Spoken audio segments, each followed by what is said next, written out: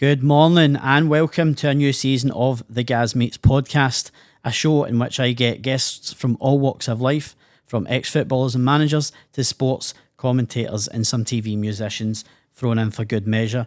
I'm delighted to announce a new sponsor, AO Home Solutions, your one-stop shop for all your home improvements and renovations. So please go on, guys, and give them a like and follow them on the socials. We're also on the socials as part of the brilliant team here at Let's Have It, as well as the Gaz Meets and the Added Time podcast. So give us a like as well. Joining me today, I'm delighted to say, is a man who has been right across the sporting spectrum, journalist-wise from the Herald to the Daily Mail, and currently you'll have seen him on your screens as part of the PLZ Soccer team. That man is Hugh McDonald. Hugh, welcome to the show. Pleased to be here. Thanks for asking me along. Yeah, as I say, like me and Hugh done a sort of a dry run of an interview, but it was online, so my internet signal wasn't great at the time. So yeah, firstly, thanks for giving up your time. I realise you're a busy man. This idea of the Gaz Meets podcast was probably born off, like, I've watched a few podcasts where, like, Graham Hunter, the big interview, and I love watching stuff like that where I get to find out about people's lives and people's careers.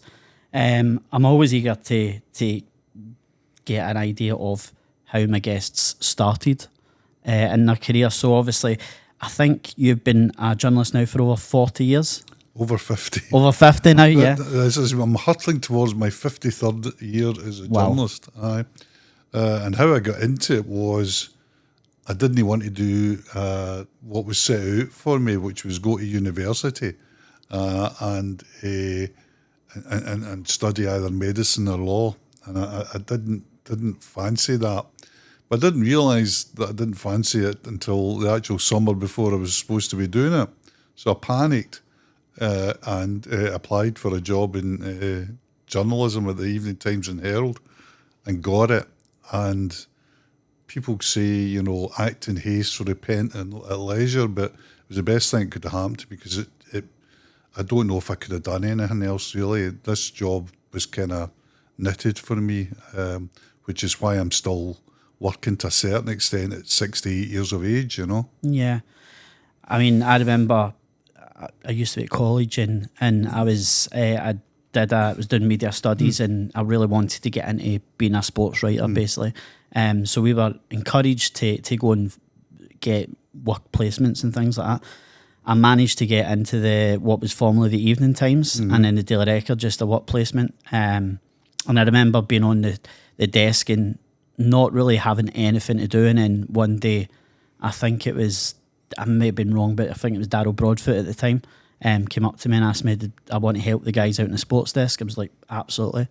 And within the hour, I was heading to Victoria Park to do a Scotland gig, which absolutely blew my mind. From then on, I got a few bylines, but I think, judging by that, there was no kind of jobs going after that kind of thing. And I think because, I'll be honest, I've not got the kind of right qualifications. Do you think that when you look at now, the amount of podcasts, the amount of bloggers and guys on the media, do you think it's as important to kind of get your foot in the ladder, the qualification side of things? I don't really know because it's not my area of expertise. I mean, but I know that there's a lot of kids, I call them kids, but young men and young women coming out with qualifications, and they're finding it tough as well. Yeah. What you got to know is a contracting industry. Now, there's things that are expanding like podcasts, etc., social media, YouTube channels. They're expanding and people get into them. But the actual, what we used to call the legacy media, is dwindling to a massive extent. I mean, you don't want to get too down about it, but the reality is it's a trade that deals in redundancy rather than recruitment at the moment. So, I mean, my advice to anybody who wants to get in with it is just to be quick-witted, quick on your feet, adapt to the change, see what's going on, see what you can do, try and do as much work across as many spheres as possible. Yeah. And see where that takes you. Yeah. And obviously, going back to when you first started, was it at the Herald? Was it a Daily? Well, it was the Herald I started in because it was the Herald had 26 local newspapers at the time. Yeah. And what they did, it would, it's extraordinary looking back. I'm talking about 1972. So you're talking about an era of full employment. You're talking about an era where newspapers are king. So what they did was they hired you, and they said, we'll send you to college for a year to get all your NCTJ, National Council for the Training of Journalists certificates. And then after that, you worked for us for 2 years, indentured it was called, and you went round their papers. You really just sat in sickness, maternity leave, whatever, holiday leave. You went in round the papers. Terrific experience. And then at the end of it, if you had ticked all the right boxes, they offered you a job and you were guaranteed a job.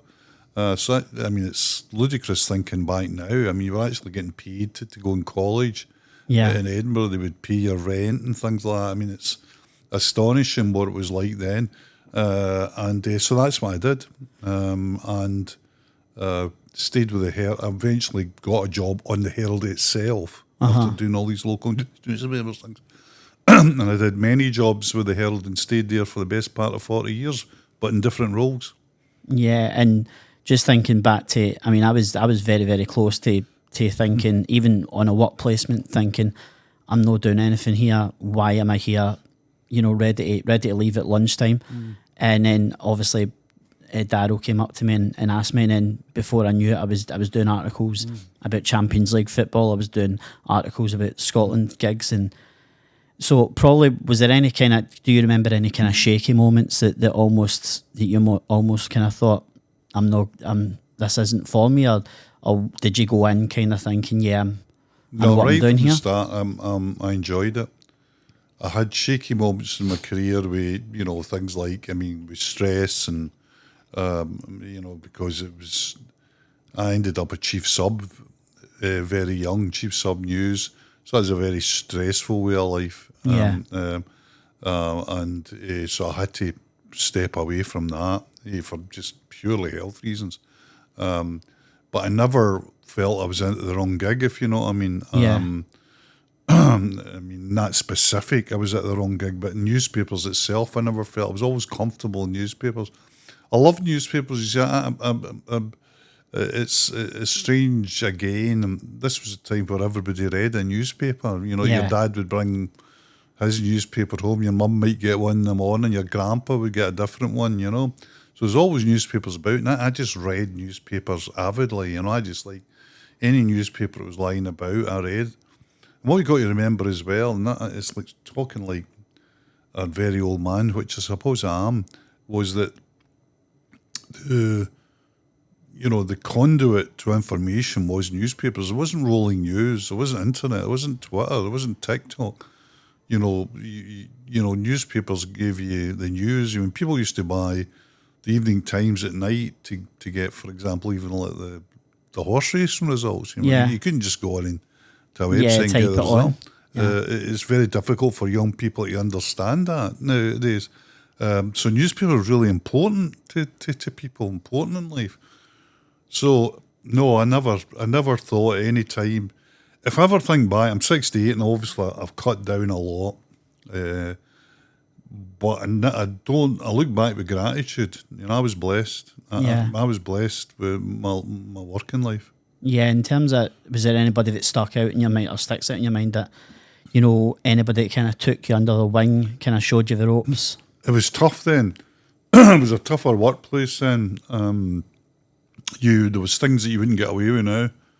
I would go as far to say, there was a bullying, sort of, because I had this sort of macho image that I had to build up to. People shouted at each other, people swore. But yeah, amongst it all, there was always people that I was really inspired by.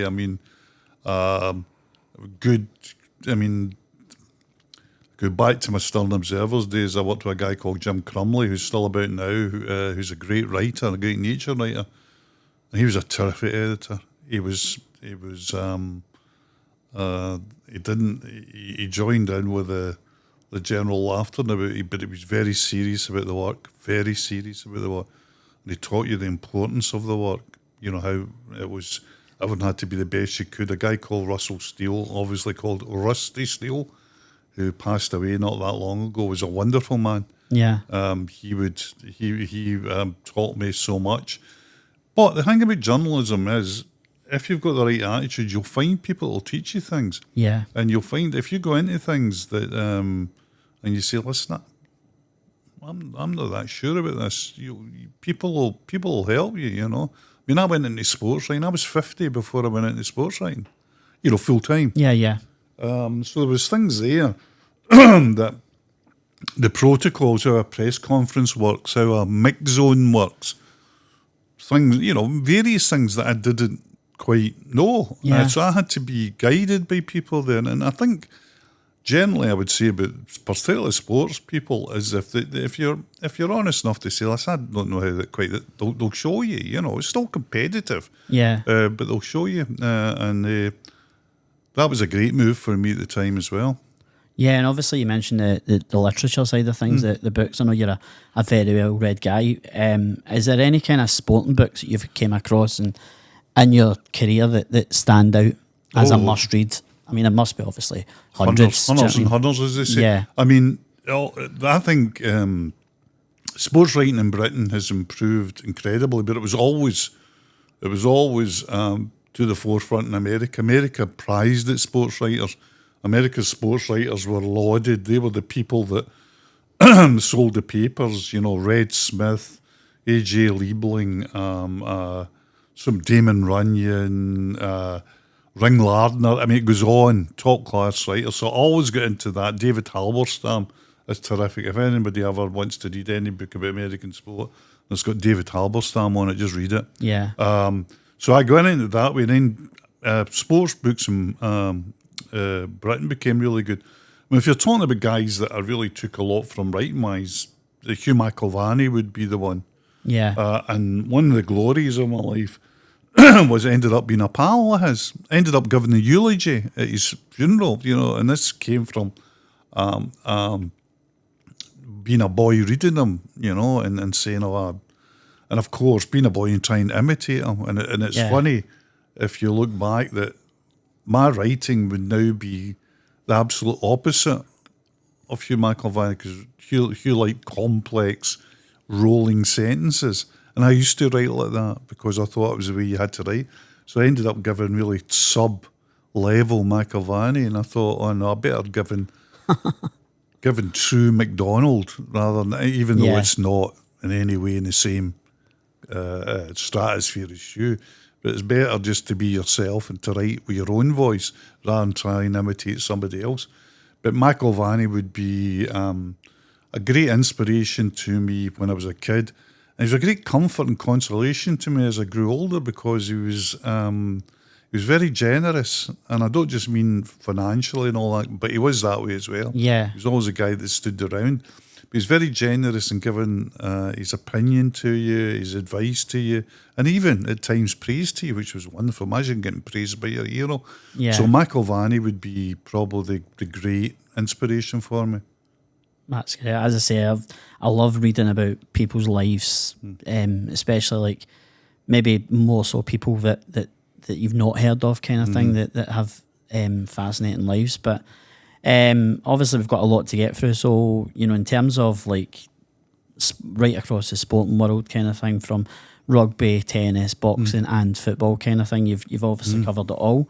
Everyone remembers a first sport moment. For me, it's probably, I think, 1994 World Cup, and I think it was Baggio bloomed the penalty over the bar.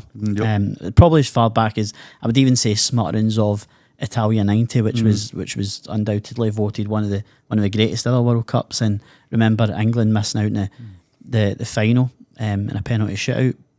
Probably looking back on that didn't realise it at the time, but the manager that they had and the team that they had, they probably could have went on and won that had they won the semi-final. Yep. England have always seemed to have down the years found a way to lose in these competitions when they've had really strong teams. It's one of my thoughts about them this season heading towards the Euros, because if you look at the Euros and the squads in it, they should be favourites, I think. They've got certain. I'm not convinced about their goalkeeper or their centre half options. I'm not even convinced about their manager, believe it or not. But I mean, elsewhere in the team, front six, full-backs. I mean, the right back's the best right back in the world. So yeah, they're strong. My first memory goes back. That's why we're talking about 8 different decades. My first memories go back to the 1950s, late 1950s. I was 4, and I went to Celtic Park with my grandfather, and it was Celtic Airdrie, and I can still vividly remember that. I can remember everything about the day. I can remember the colours, the brightness, the bigness of it all. And I don't know if it planted in me or if it was already in me, but this desire to see live sport, be there for live sport, because one of the great joys of my later life is travelling the world, watching live sport on my own buck. I mean, I get some work out of it, but it doesn't pay for it. I mean, but likes of things like I went to Argentina in the autumn, watched some games. I was just back from Naples watching Napoli versus Juventus. I go to Germany every year to watch Dortmund. So I'm very lucky. I mean, I know that. I'm very lucky. But I love watching live sport, particularly live football. I'm a football nut, but I'm a sports nut as well. Yeah. And obviously, when you look ahead to the 60s, the 60s was a massive decade for football all over. Do you know what I mean? From England win the World Cup. I mean, we'll whisper that, but Celtic win the European Cup. But it's astonishing in Scotland. I mean, if you look back, you just take 1 year in Scotland, 67. Celtic won the biggest trophy. Rangers were runners-up in the second trophy. I think Kilmarnock got to either semi-finals or the quarter-finals of the other one. Dunfermline were there and thereabouts. And the football was, I mean, the players that were playing in Scotland, 60s, 70s, and then I would say into the 80s, obviously, with Fergie's great team. And Dundee United's great team. Astonishingly powerful and top-class players. I mean, it's very funny for people to think about it. I mean, I always remember somebody tweeted when Aberdeen were trying to chase down a Ronnie Dyla team, saying that if Miller and McLeish were at centre-back, would they win the league? And I said, if Miller and McLeish now in their 60s were at centre-back, Aberdeen would have won the league. People forget how... I think people forget how good Scottish players were then.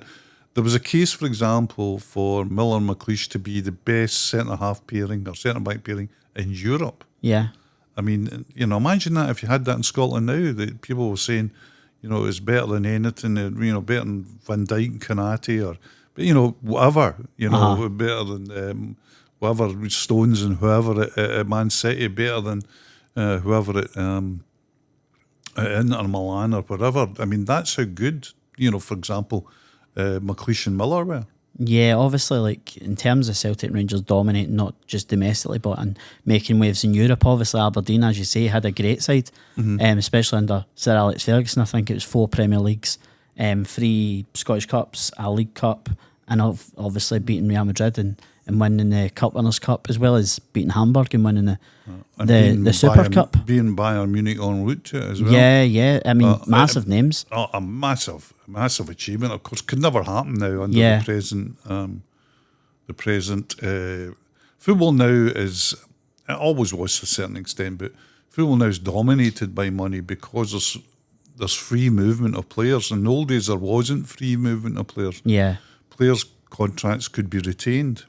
So they could only really be sold when clubs wanted them to be sold. So it was difficult it was easier, to build a team then. I mean, if you look at now, a team outside the top 5 leagues,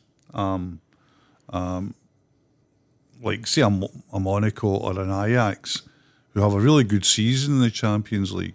But at the end of that season, if it's quarterfinals or semi-finals, the team's just denuded. Yeah. I mean, 4 or 5 are away because the money is on another scale elsewhere, and you're talking about cashing in on hundreds of millions of pounds of assets. Yeah. Of course, in old days, that wasn't the case. You could build and retain a team. I mean, for example, the Lisbon Lions played all their best, I could say categorically, played all their best football at Celtic.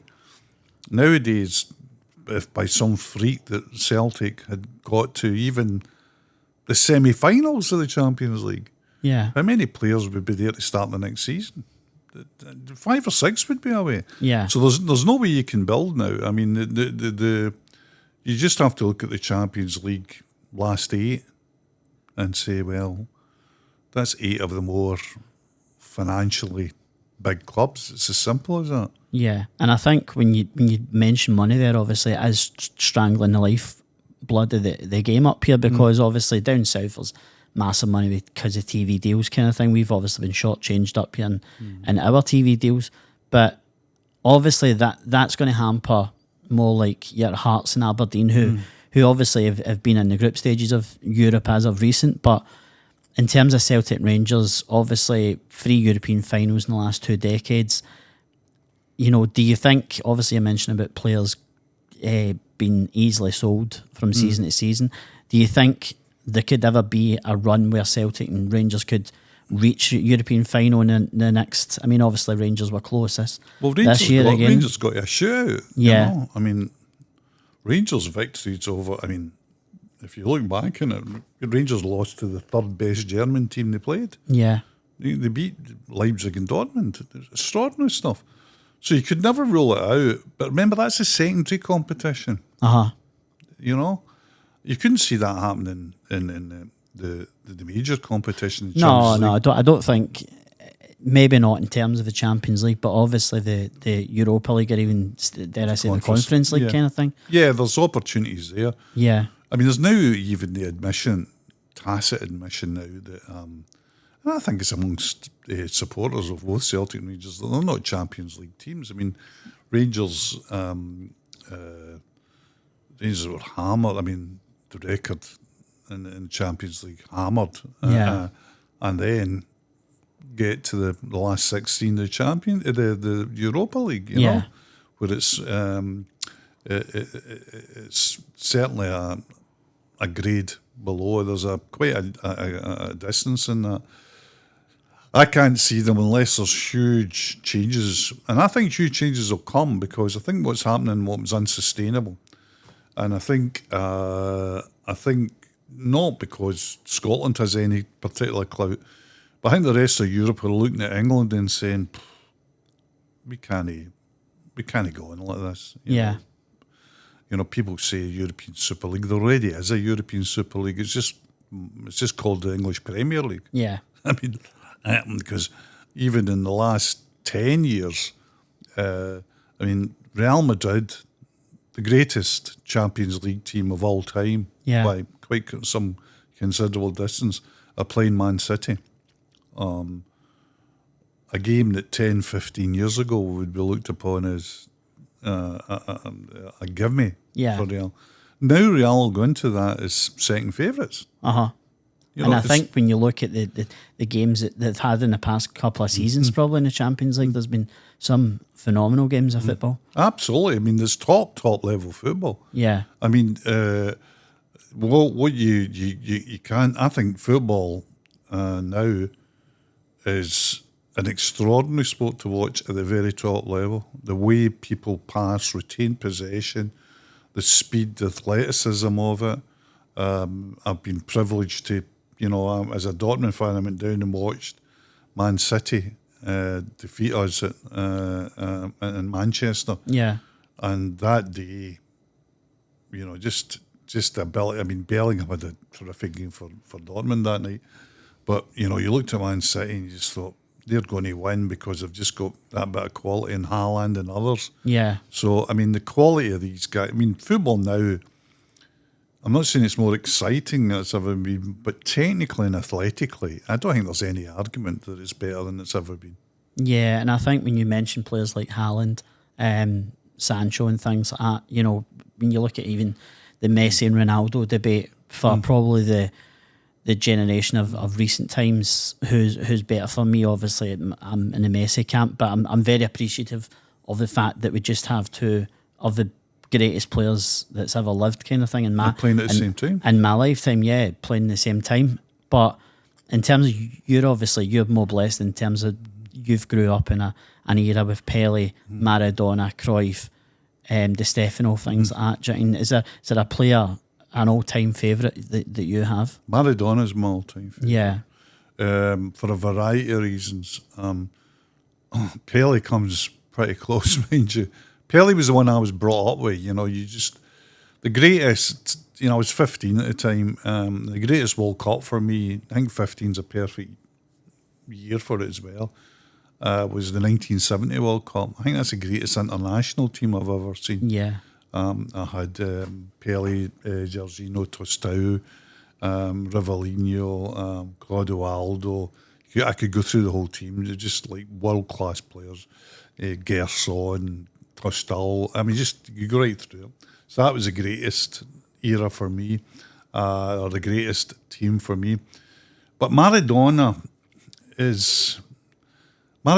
at Naples is, you know, really tells you something. Yeah. You know, this is a club formed in 1906. It's never won a championship, and it wins it twice under Maradona, as well as winning a European, a UEFA Cup, a Supercoppa, a Coppa Italia.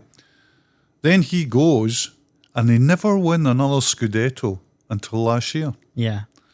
So that really suggests what kind of player he was. And the more you read about him, and I read everything about him, and the more you... I saw him at Hampden in 1979 as well, which was extraordinary. So, yeah, he's in my heart and my soul, Maradona. I just... and it's increased over the years because I've been lucky enough. Last year I went to Buenos Aires and went to his house. He went to Argentinos Juniors, his first club. Went to Boca, obviously. And then this year we went in the Naples. Went up to the Maradona murals. Yeah.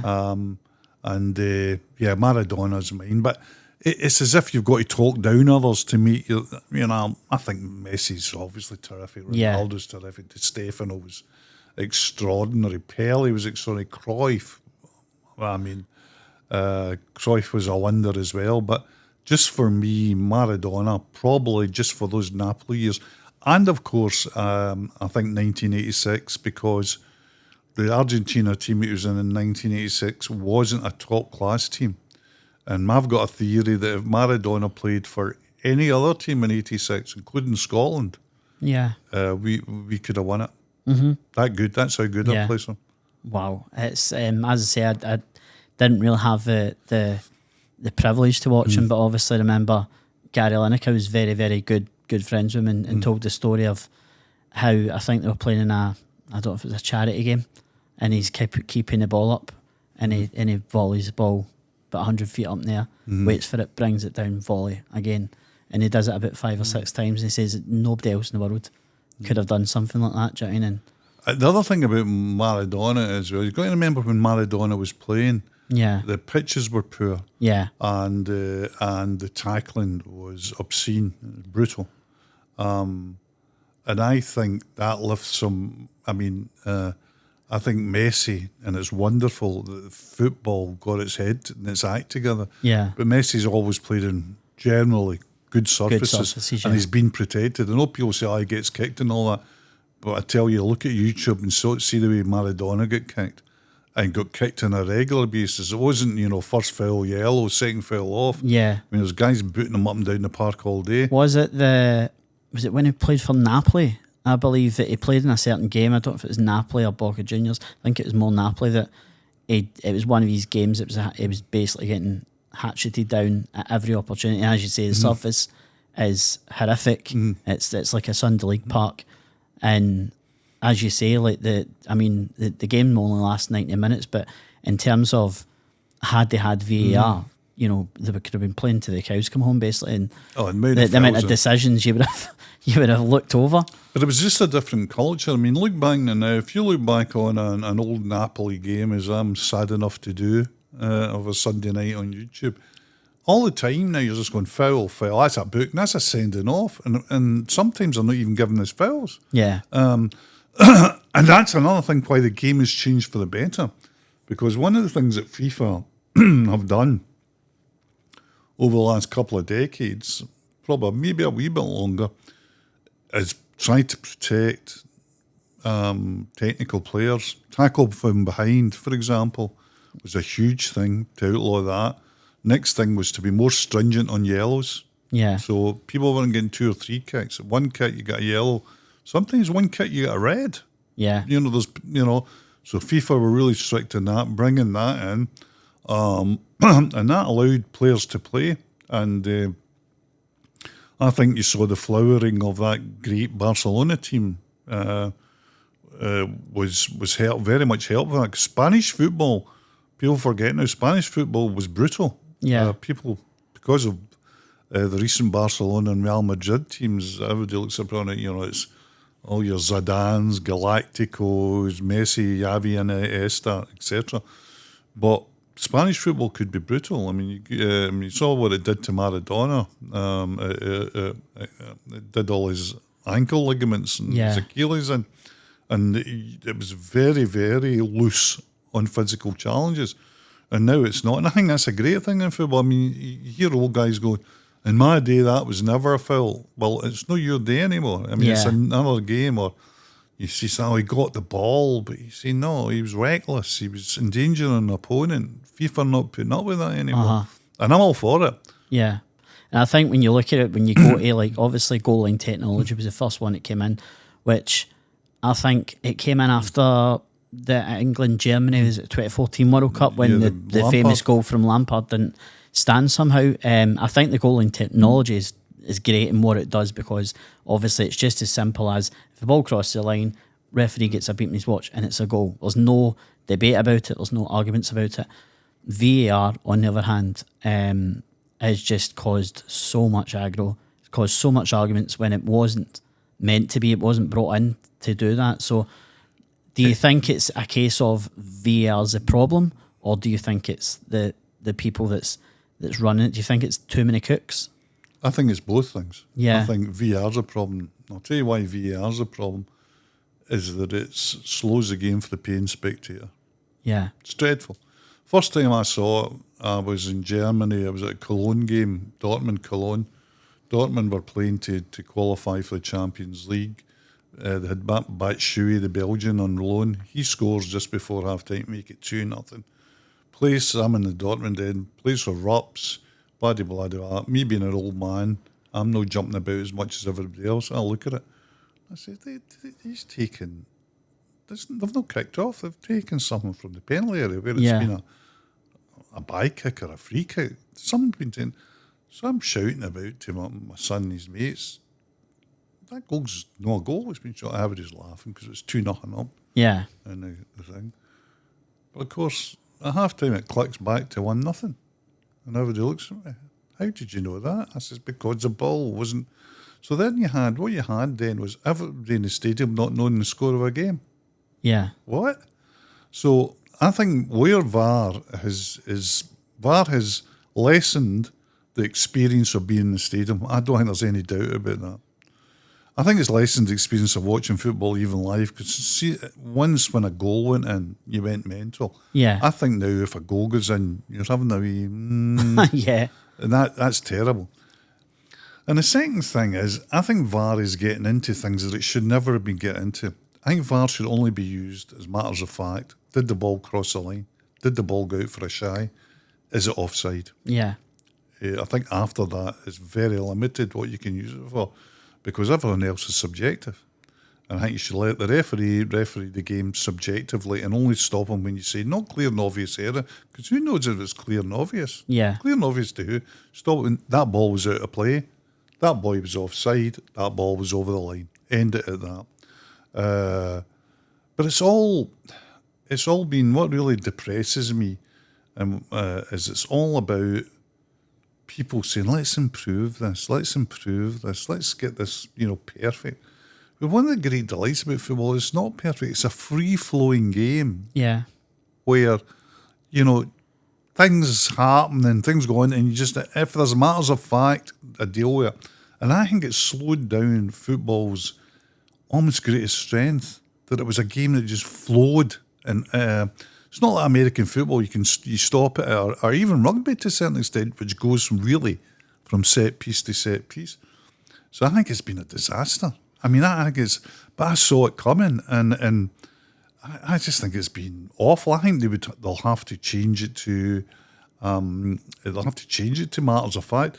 And I think the second point is it's rather than helping or protecting referees, it's shown referees up. Yeah. It's exposed them. We noticed this week that Crawford Allen, the head of the he's referee, resigned. He's gone.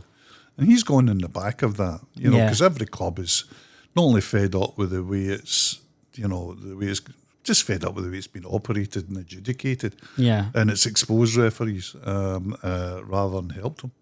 Yeah, because I think when you talk about that side of things, you're not able to celebrate goals or enjoy the game anymore. I think at one point I think Celtic Hearts at Tynecastle last week, and Iwata goes down for the penalty, and the referee points to the spot, and my mate sitting next to me jumped up to celebrate, and I'm saying it's not a penalty. He's going to chop that off, and funnily enough, he didn't on that occasion, which I was really, really surprised about. But that's what I'm saying. That's where it comes into. I think referees nowadays they know they have that backup of, well, I don't need to get it right because somebody else will be able to have a look at it and tell me if I'm wrong, kind of thing. Whereas I think they should be punished for not making the calls at the time. If you're strong enough to make a decision and say that's a penalty, then stand by your decision. Whereas you've seen referees up and down the country, all over the world even, pointing to a spot and then saying, oh, I need to go to the monitor. And looking at the monitor and suddenly saying, no, it's not a penalty. And sometimes it isn't a penalty. But I think when you know in your head, if you think in your head, yeah, that's a penalty, just stand by your own. I think so, and I think the other thing is that once he said it's a penalty, the only way he should go to the board is to see if it's inside the box or not to see if the tackle is a penalty or not, even when it's wrong. Yeah. Even when it's wrong, because it's got to be squeezed down. We've got to put up and say there's mistakes, because there's even mistakes. I mean, I watched it. You see things like Letter of the Law. I watched the Motherwell Aberdeen highlights last night, and they, this is going to be really crucial for both clubs. Yeah, these points, and I know what's happened. I've read the match reports, and the young boy Miller, Lennon Mill, scores his goal. Yeah, I'm going. I know it's going to be chalked off. And I'm going, this is a puzzler for me. How are they going to chalk? They're going to chalk this one off. Ball comes to the back post. He controls it, hammers it in, and it goes into the net. Guys are not offside and all that. What happens when the cross when the guy went up to head it, the Marvel player got up to head it, and it brushed his arm? Yeah, I seen it. Yeah. And you go, really? You're going to take a goal off for that? I mean, something that the referee didn't spot, but somebody checking it. Fine margins, yeah. And I go, it's...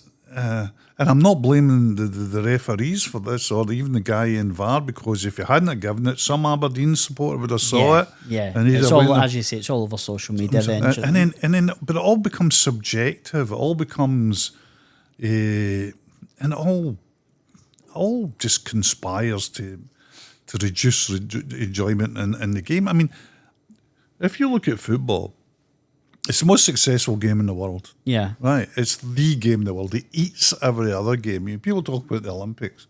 Look at the Olympics viewing figures against a World Cup or even a Euros. Mm-hmm. It's nothing. I mean, American football, the biggest Super Bowl's the biggest game in the world. It may be in America. You watch the World Cup finals. World Cup finals, billions of people. So you've got the best game in the world. You've got the game that's the most successful in terms of engagement, merchandise, money, television deals. And then somebody sat down and said, you know what? let's change this. Yeah. Because we're going to go into maybe talk about blue cards. You go, what do we need blue cards for? I mean, can you not just leave the game alone? Yeah. I Can you think not they're just tweaking the game so far that they're going to get lost. I mean, I think they're already lost. VAR's lost it. Yeah. I And mean, I don't know any how fan. you fix it. I mean, I'll ask you a question. I mean, you're obviously go around with your footballers. Do you know anybody, any football fan that you know, any of your mates thinks VAR's a good thing? Nah, honestly, because I think, as I said at the top, I think what it was brought in for was to stop arguments in the pub, stop all the arguments, on these phone-ins. But what it's done is actually created more aggro and created more. And as you say, if it brought it in with the notion that it was only going to be for certain things that happen on the pitch, but it just basically the game's getting re-refereed while the game goes. And even if you score a goal in the 94th minute, you can't even properly celebrate it because you're looking at the linesman, you're looking at the referee, you're looking, listening out for VAR. Remember the Manchester United Tottenham game in the Champions League? Where Manchester City fans were all heading out. We're going to the Sky guy goes, you've actually been knocked out. Yeah. Oh, no, we just scored the winner there. No, you didn't. Yeah. Guy was offside. You go, whoa. Now, that was a decision I would back because it's a black and white. The guy's offside. Yeah. I've got no complaints about that. Absolutely. So far as there for. But I mean, come on, you can't say that it's enhancing the spectator game. Do you know what? I go to games now with the Daily Mail. I don't go to big games now. I do a feature every week, and it's called On the Road, and I go to lower league clubs. Usually clubs outside the SPFL, in fact, although I was at an SPFL game at the weekend, Stranraer v Elgin. And one of the great joys of being at SPFL lower league games, one of the great joys is that it goes in. Yeah. You look at the linesman, if he's running with his flag and the referee's pointing out the park, you know what's happening. I think that's what's good about I watch a lot of EFL football, lower league football, and as you say, sometimes you just look at it and you go, I remember the Blackburn Newcastle game, FA Cup there, where there was so many decisions that could have went to VAR, could have been given as blue cards and what the rest of it. And it was just so good because, it was on the referee's decision and that's what it was and nothing could change it. But yourself, guys, I mean, if you're watching a game and you're getting caught up in the game, it's the best game out, and it stops for 6 minutes for somebody to have a look at somebody and say, I mean, you've got to remember, you're not sitting for 6 minutes and you're sitting in the house making a cup of tea, although that can be tedious. You're standing in the freezing cold. Yeah. Games are now taken. There used to be the great statements for people my age. I would used to say, at 20, it depends what happens at 20 to 5, right? Because that's when games ended. There was an hour and a half and 10 minutes at half time. There's no injury time. The game started at 3, 20 to 5. At the latest, quarter to 5 it ended. Goodness gracious, see when I'm coming home from SPFL games or lower league games, I'm looking at scores at 5 o'clock, at 90 plus 9, 90 plus 12. Yeah, what? It's getting to the point where the games are lasting nearly 2 hours. Chatting when you look at them at injury time. But fun enough, just to touch on international duty, we've got an international break coming up, and normally for the football fans up and down the country, it's a bit tedious and a bit, 2 weeks off and all the rest of it. But the way Scotland have been playing, obviously we've now qualified for the last 2 Euros. In terms of when you look at the squad that's been announced, obviously no surprises in there, but probably the one dubious one is probably the fact that Stevie Clark's picked 2 keepers from the same club. And the fact that I think it's Craig Gordon being one of them is probably not such a big surprise, but do you think he probably could have looked elsewhere? No, I don't think there was anybody that could really complain, I've been left out. Yeah. I really don't. I think one of the things, he picked 4 goalkeepers, Yeah. So part of that is just Steve being loyal, because he's a loyal man. So he doesn't want to say, I think it would have been Liam Kelly they would have dropped. And he doesn't want to say to Liam, that's been with him, turned up religiously. Yeah. Trained for everything. He doesn't want to say, well, you're out. He's going to have a decision to make. Can't take four goalkeepers No. to the Euros. He's going to have a decision to make down the line. So he's maybe kicked that down the line. I think one of the great things about, there's so many great things about Clark. First thing about Clark is he's an elite manager. Yeah. He his CV is hugely impressive. He's worked with some of the great coaches, Mourinho, Benitez, Bobby Robson. I mean, he's worked and also been brought on board by guys like Hewlett and Dalglish, who know what a great coach is. So he can't shout and bawl about his credentials. But as a man, he's probably his greatest strength is his humility. And by that I mean, when he's wrong, he accepts it very, very quickly. He doesn't argue with himself. He doesn't. Some managers try to think, I'm right, and try to mould events and players into a template that doesn't work. Clark's not like that. Clark, after the last year's, the first thing Clark said was, I've really made mistakes, Yeah. And he went about rectifying them. When you think about how he's rejigged the team around, well, like everybody else, international teams have, by their very definition, limited resources. Your resources are limited to those that qualify. And the way he's changed things about, I mean, people forget now he used to play McTominay at centre-half. Yeah. He wasn't playing Callum McGregor at one time. Wasn't playing Billy Gilmour. There was an era where you could say McGinn wasn't really hitting it off in the team. There didn't seem to be a role for John. He didn't seem to be the hugely impressive and influential player he is now. So he switched it about. He's found a solution to the Tierney Robertson conundrum. His midfield's excellent, and he's tweaked and adjusted and tried to make the front line work. Whereas I think we're weakest at centre back, though not as weak as we once were, and as a striker, we haven't got a worldie or even a Champions League up front. Yeah. But he's done it. So I think he gives us a great cause for optimism in that we're going into a tournament with a fairly settled squad. Yeah. A very good manager, and it's a tough group, tougher than I think people realise. But I think if we get out of Munich undefeated in the first game, I think we'll qualify.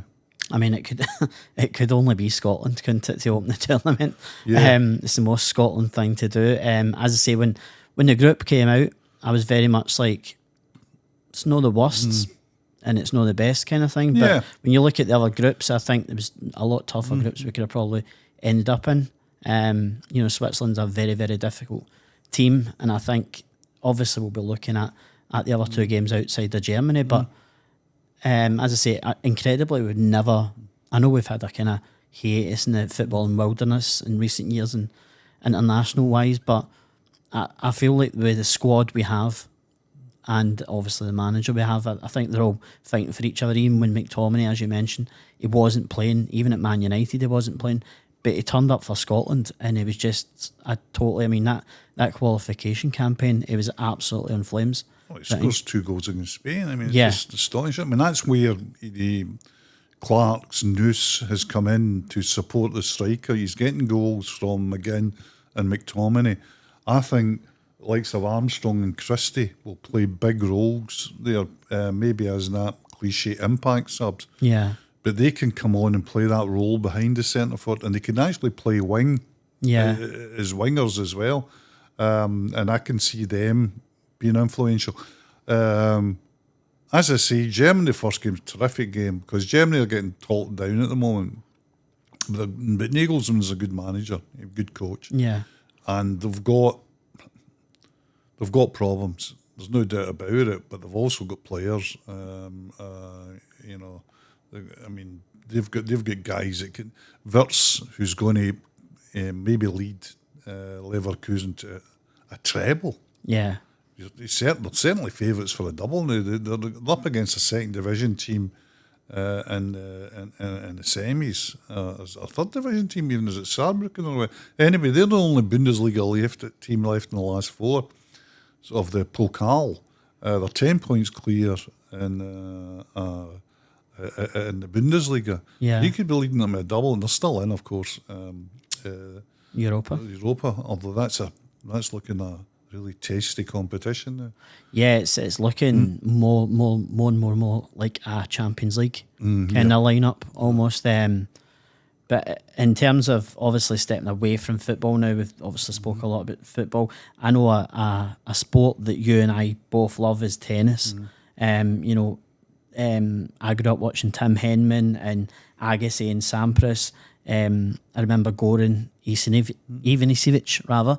Very hard to pronounce. He obviously won being a wild card. But Andy Murray, when he came along, just kind of, encaptured what I wanted to see in a tennis player kind of thing. He was this ballsy wee guy for Dunblane who, when you watch Wimbledon especially, it's all about the English players, the homegrown players.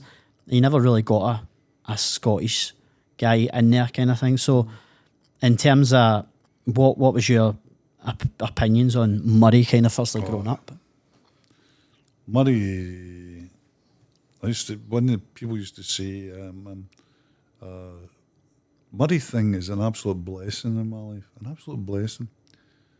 Imagine being there. I was at a dinner one night, Scottish Sports dinner, hundreds of people in it, and the MC stood up and said, "Where were you when Murray won Wimbledon?" And I'm looking at, I was there. Yeah. And I spoke to him afterwards. And he go, goodness gracious, it just struck me that it was wee Hazel Irvine that had said it. And I just looked at her and I went, goodness gracious, that's so amazing. The thing about tennis, I was just somebody watched it at Wimbledon. Yeah. Beyond that, I didn't have too much interest in it. But I'd become chief sports. I'd been deputy sports editor of the Herald, so I'd got interested in Murray from 10, 11, 12. His mother Judy used to do the tennis results for us. Yeah. So I always was talking to her. And then when I became chief sports editor, I said, I have to learn about tennis. Yeah. Because this kid's going to be a guy that I'm going to follow. Now, we didn't think he was going to be at the heights that he did, kind of thing. We said this is going to be a tour player and we're going to have to follow him. So I read a lot of books and I watched a lot of videos and things like that, and I never became a tennis expert, never came near it. But I got a tennis hinterland and then we started following him, and he took me all over the world. These were days when newspapers had a bit of money about them. I was actually talking to somebody this about the other day there, where you go to the Grand Slams with Murray, and then, of course, Murray would always, very rarely did he mess up in Grand Slams. I mean, you would get a quarter final, a semi-final, final out of him. Yeah. I think he's great. He had so many great achievements. Winning Wimbledon in 2013 was seismic. The year after, winning the US Open and the Olympics. But I always think back, and I think Murray will look back on this as well, because he's a real competitor. Murray was world number one, and won the ATP Tour finals when Nadal, Federer, and Djokovic were all playing. Yeah. He was not world number one. I'm not saying he's better than these three. Yeah. But that's what he was. He was world number one when Federer, Nadal and Djokovic, and he beat Djokovic to become world number one and to win the ATP Tour final. And you just say to yourself, that alone is incredible. You had 3 Grand Slams, 2 Olympic golds, Olympic silver, a Davis Cup. If you throw all that in the mix, and then all those ATP titles, you throw them over. I think it's over 400 wins in the tour. Yeah, you throw all that recently, in. You throw all that in. But if you just say, Daddy, what did you do in your life? Well, I was world number one when Federer and Nadal and Djokovic were playing. And if you talk about the top 5 players ever to pick up a racket, Yeah. ever, those three have got to be in it. Yeah. You can put them in any order you want, but those three, you can add in maybe, I don't know who I would add in Lever, others would add in Borg. Jimmy Connors has got a great shout to come into it, don't get me wrong. Sampras, etc., etc. Those three have got to be in it. Yeah. So that, as you say, a young kid from Dunblane to do that, and to do it in the way he did, and to be the person that he is, I wouldn't say I was anyway intimate but I followed him around the world, and he was a good guy. Yeah. I know that he's a good guy. Under pressure, you always get the true people when they're under pressure. Under pressure, he was unfailingly polite, and even when you could see he was frustrated and angry, he would revert almost immediately to being polite, dignified.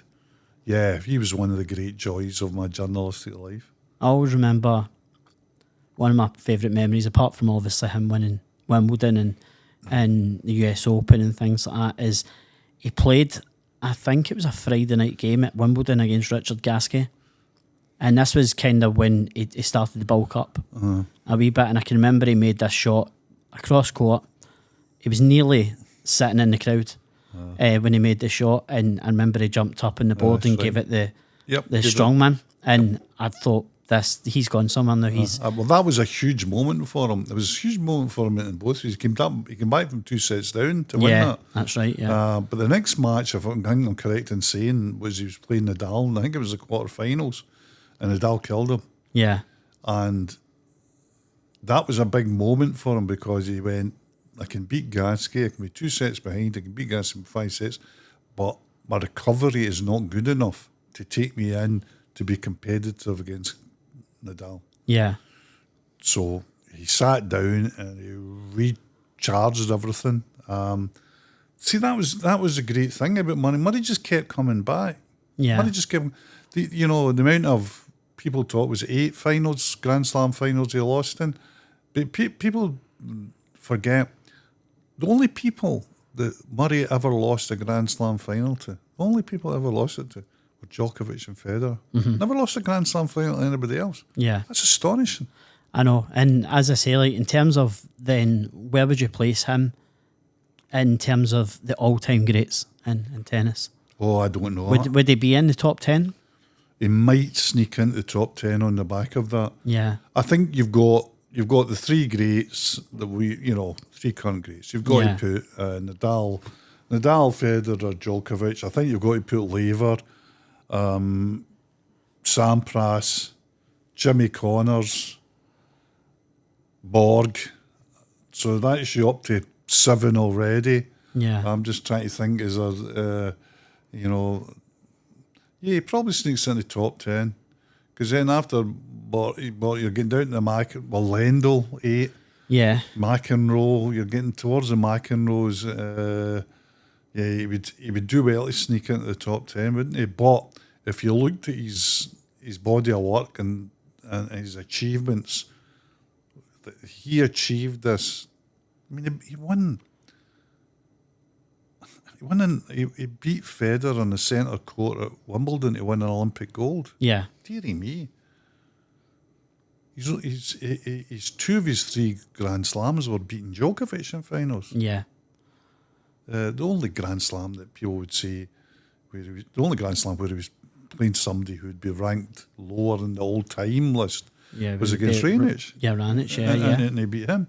So, no, his CV speaks louder than even his incredible achievements. And winning the Davis Cup.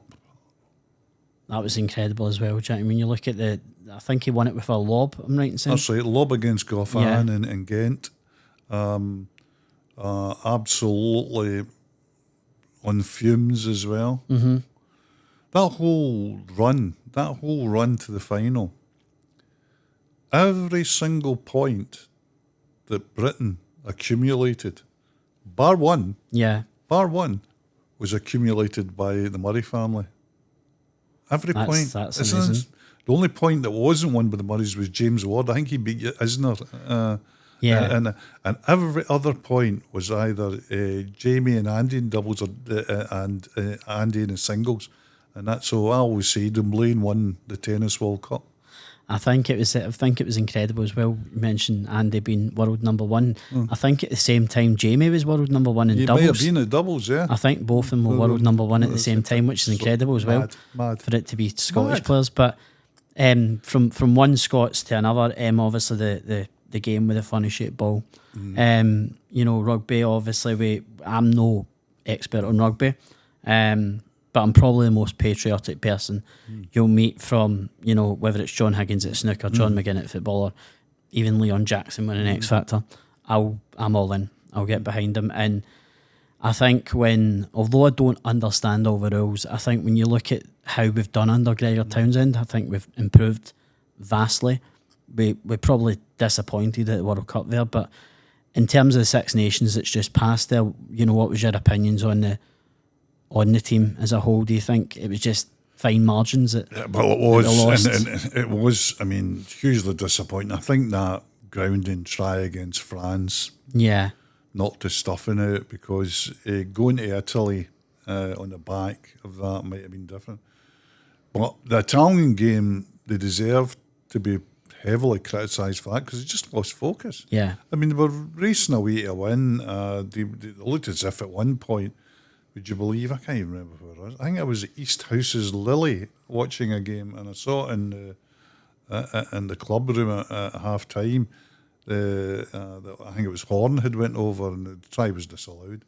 The Horn goes over. I said, "That's it," and it was domino then, and then they conspire to lose it. Yeah, I think that would be the most concerning one for Gregor. Losing in Dublin to Irish is no. I think they're miles clear. And it was a narrow loss. Yeah.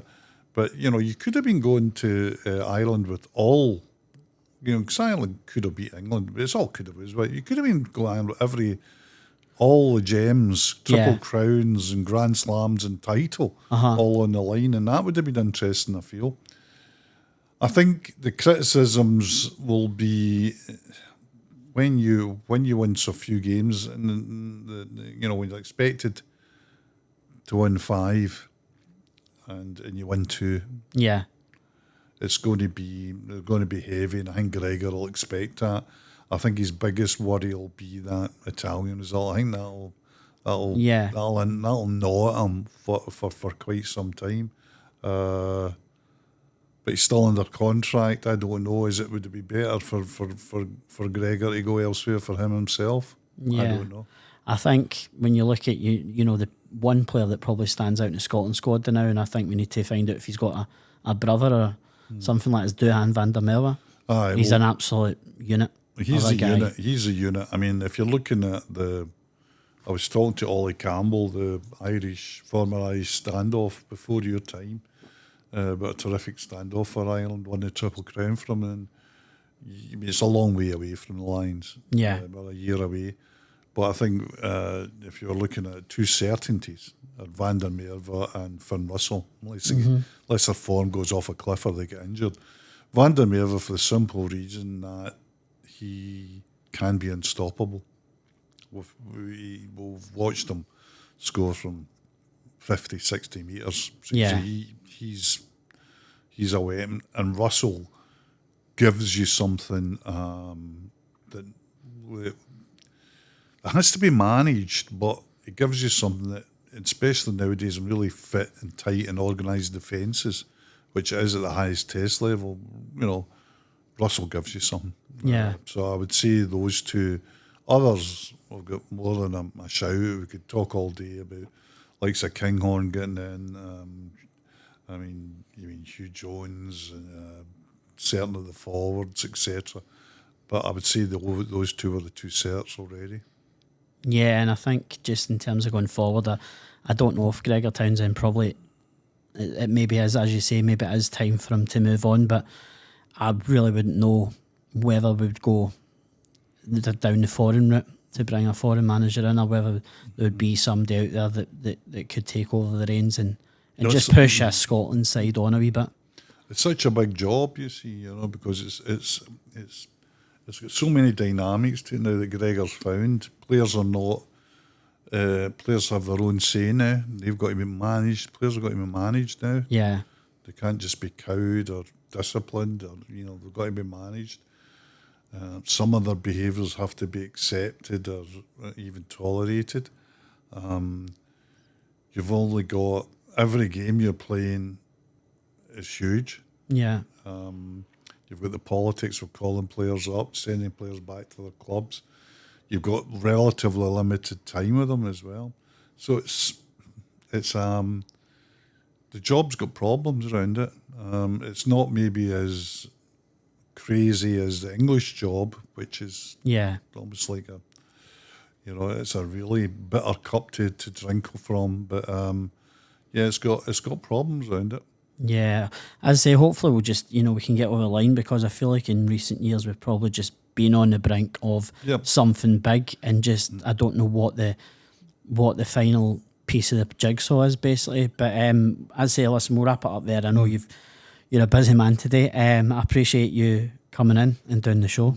As I say, like, we've just run out of time, guys. I feel like we could have sat down for hours and spoke a bit much more about football and rugby and tennis and boxing. But delighted we've all got it in. So that's all we've got time today on Gaz Meets episode 1. I'll be back shortly with another episode with another famous face. I've got a few names in the pipeline. In the meantime, if you haven't already done so, if you could go and give the guys at Let's Have It, get on YouTube and subscribe to the channel. There's some great content on there, some great shows, so get on there. Obviously, we're all over the socials as well, on Facebook, on TikTok as well. I'm still trying to work TikTok, to be honest. The problem with TikTok is trying not to watch all the videos on it. But apart from that, in the meantime, guys, it's goodbye for us from now.